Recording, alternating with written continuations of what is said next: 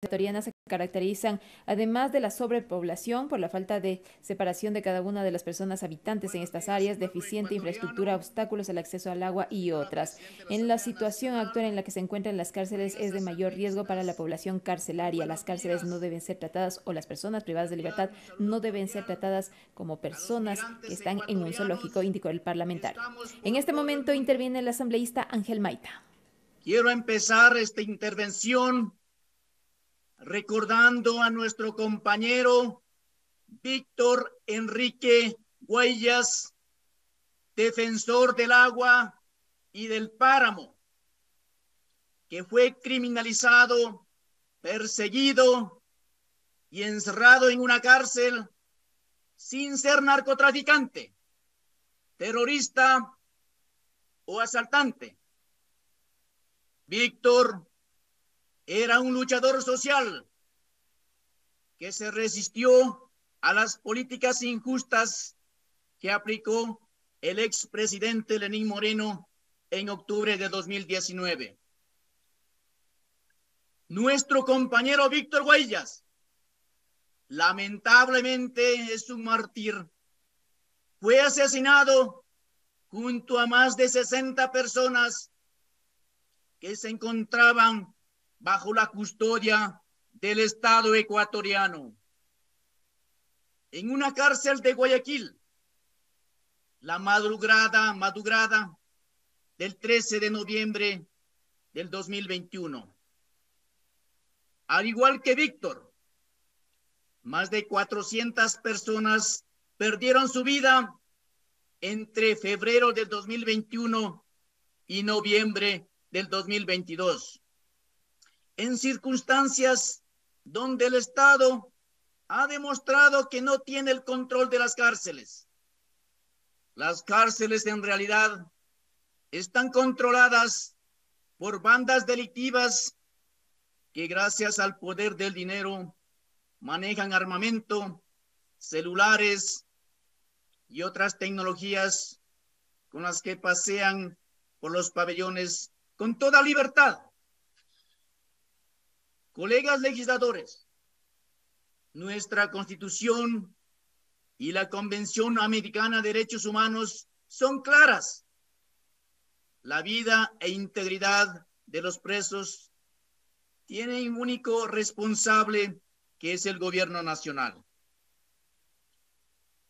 Conociendo que la seguridad penitenciaria y de nuestras calles debe ser garantizada por el gobierno nacional, el pueblo ecuatoriano, usando su sabiduría, le dijo el pasado 5 de febrero 8 veces no a este gobierno manipulador. El pueblo sabe que nos matan en cada esquina, porque el gobierno nacional solamente trabaja para las élites ecuatorianas. Mientras tanto, en los barrios populares, nuestros hijos son reclutados como soldados de guerra malévolas por la falta de inversión social, empleo y educación. Si ustedes visitan una cárcel, se encontrarán los siguientes hechos vergonzosos.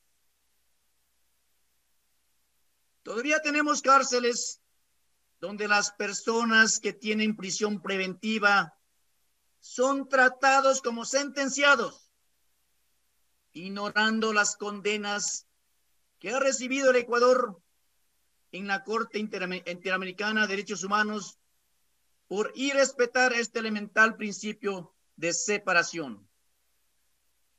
Todavía tenemos cárceles con hacinamiento, donde en muchos casos personas inocentes y que han cometido delitos menores aceptan ser vendidos como mercancía para tener un hueco donde pasar la noche.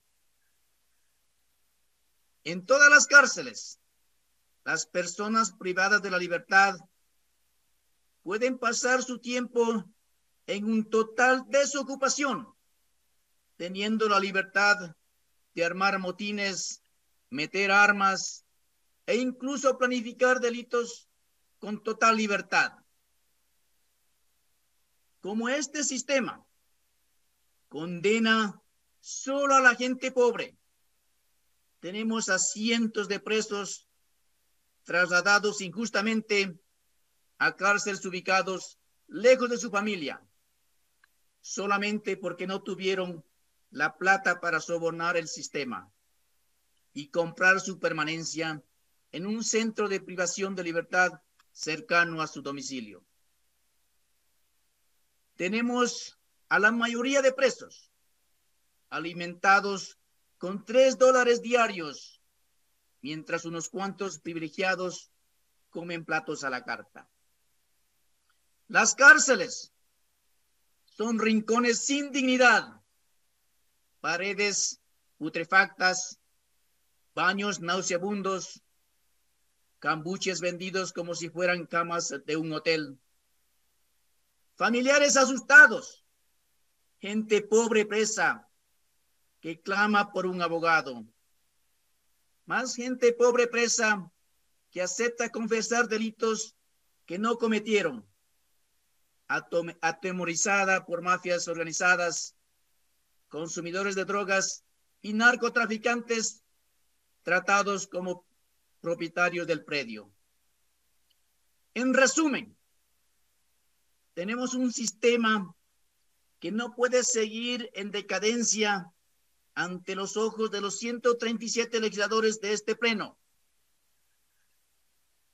Somos un Estado terco que, a pesar de haber tenido que pagar reparaciones económicas ordenadas por la Corte Interamericana hace casi 20 años, en casos como TV versus Ecuador, seguimos incumpliendo el principio de separación y tratando a las personas con prisión preventiva como si ya fuesen personas sentenciadas. Quiero recordar las palabras del ex juez constitucional Ramiro Ávila, que, retando a todos aquellos juristas y políticos de escritorio que están desconectados de la realidad nacional, dijo lo siguiente, abro comillas: quien diga que el encierro durante el proceso es una mera medida cautelar, que vaya a la cárcel, que viva un día y me cuente la diferencia entre medida cautelar y condena. Cierro comillas. Por estos motivos, propuse en noviembre de 2021 el proyecto de ley reformatorio al Código Orgánico Integral Penal para fortalecer el sistema penitenciario, el cual ha sido unificado a otras valiosas iniciativas en el informe que en este pleno estamos conociendo. Como legisladores, no podemos seguir siendo observadores de esta barbarie. Ya no podemos quedarnos solamente en discursos. Tampoco es suficiente con decirle al país que es el gobierno nacional el responsable de todas estas muertes.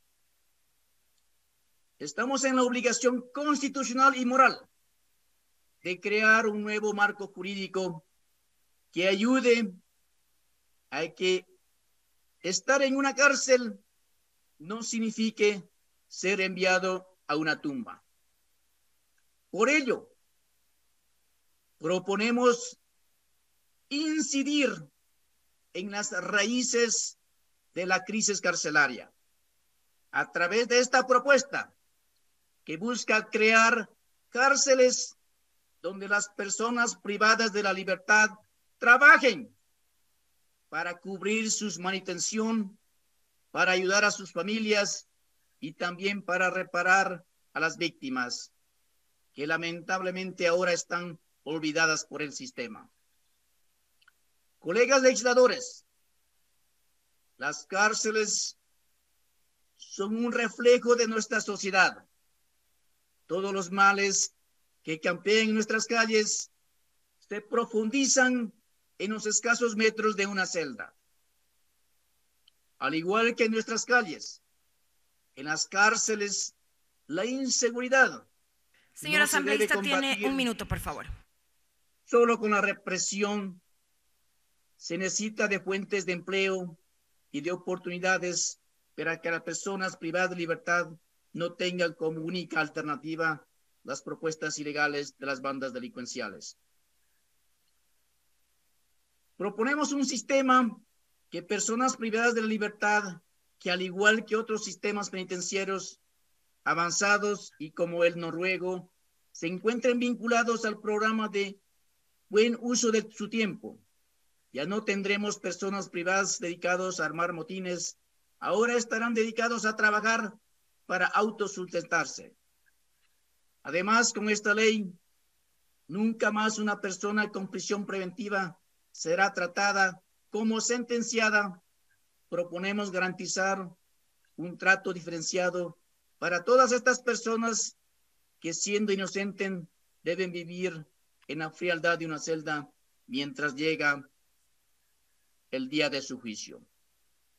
Quiero dirigirme a todas aquellas madres que tienen a sus hijos presos, sancionados por la Comisión de Delitos Menores, que en su mayoría están presos porque son pobres y no tuvieron plata para pagar un abogado. Quiero dirigirme a aquellos hijos que tienen a sus padres presos porque en un momento desafortunado causaron un accidente de tránsito.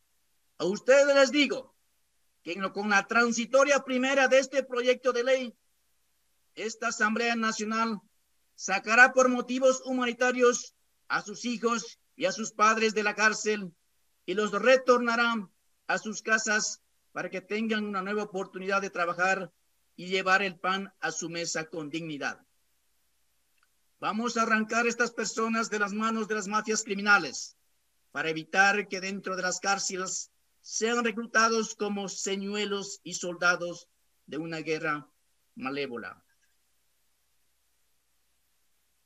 Para evitar las opiniones de ciertos críticos de escritorio, debo informar al país que en esta propuesta buscamos que exista un indulto humanitario a todas las personas que han cometido delito con penas menores a 5 años, excluyendo a quienes estén condenados por delitos de conmoción, como el asesinato, femicidio, sicariato, robo con resultados de muerte, delitos contra la administración pública, tráfico ilícito de sustancias en alta y gran escala, entre otros. Agradezco a la Comisión de Justicia por su arduo trabajo en la elaboración de este informe. Enviaré por escrito varias observaciones constructivas que han sido recogidas desde los estudiantes de Derecho y de los familiares de las personas privadas en la libertad. Thank you. Gracias. Yupachani. Gracias a usted, señor asambleísta. Tiene la palabra el asambleísta Joel Abad. En su intervención, el asambleísta Ángel Maita hizo